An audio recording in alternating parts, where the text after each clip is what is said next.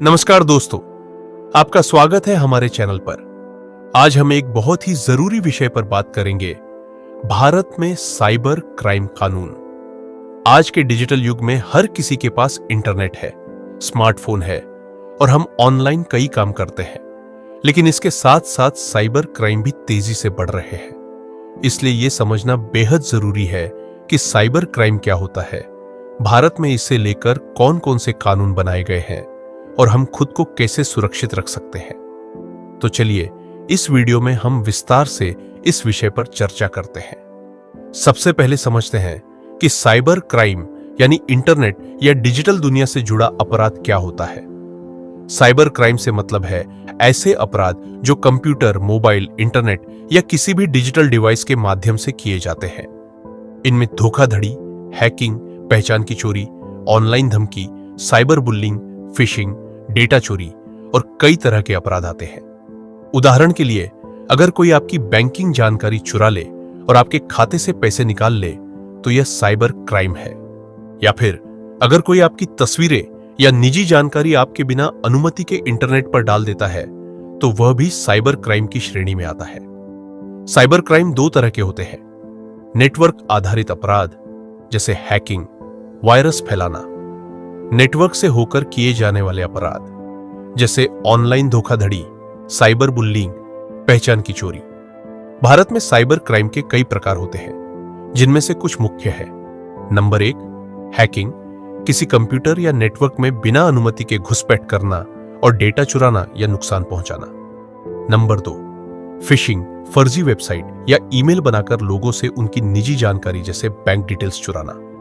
Number 3, online fraud, online ठगी जिसमें नकली e-commerce site, fake job offer या फर्जी निवेश योजना शामिल है। नंबर 4, साइबर बुलिंग, इंटरनेट या सोशल मीडिया के जरिए किसी को मानसिक या भावनात्मक रूप से तंग करना।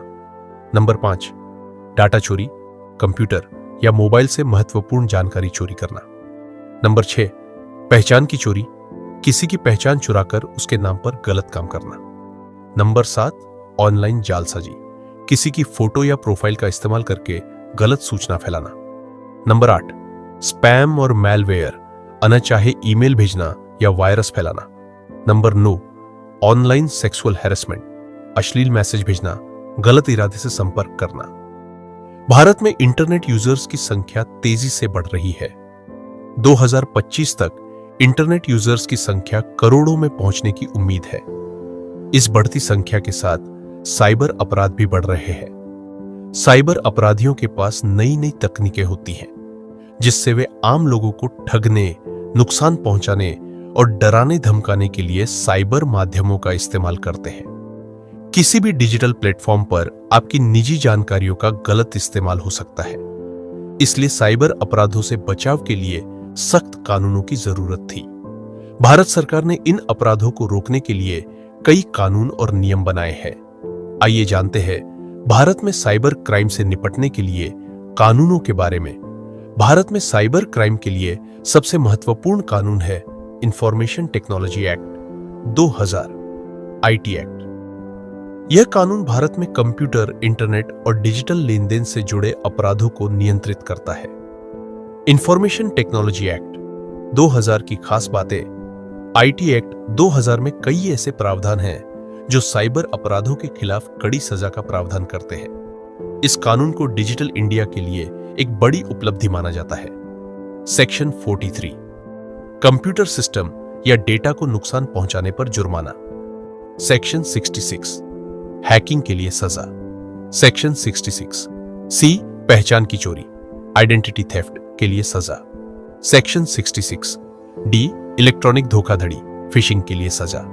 सेक्शन 69, सरकार को कंप्यूटर सिस्टम को ब्लॉक या मॉनिटर करने का अधिकार। सेक्शन 72, निजी जानकारी को गुप्त रखने का नियम, उल्लंघन पर सजा।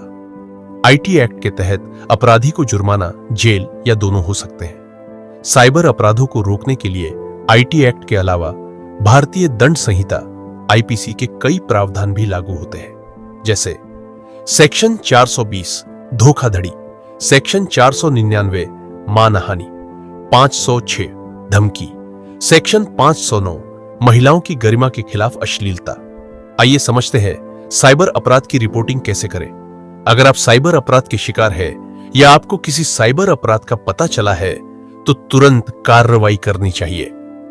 भारत सरकार ने national cyber crime reporting portal बनाया है जहां ऑनलाइन शिकायत दर्ज कर सकते हैं। आप cybercrime.gov.in पर जाकर अपनी शिकायत दर्ज कर सकते हैं। आप पुलिस स्टेशन जाकर भी साइबर अपराध की रिपोर्ट कर सकते हैं।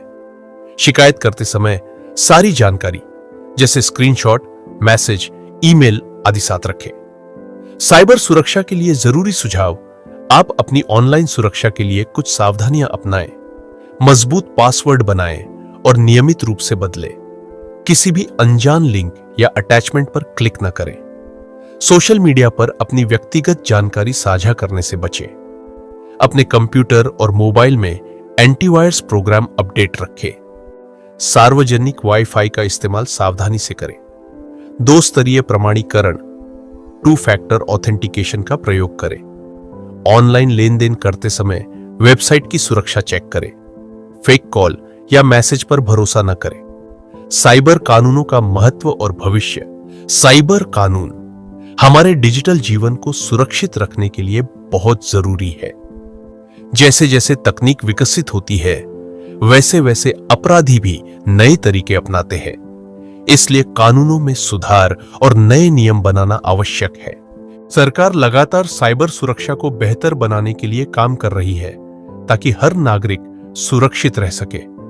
डिजिटल इंडिया के इस युग में साइबर कानूनों की समझ होना हर व्यक्ति की जिम्मेदारी है।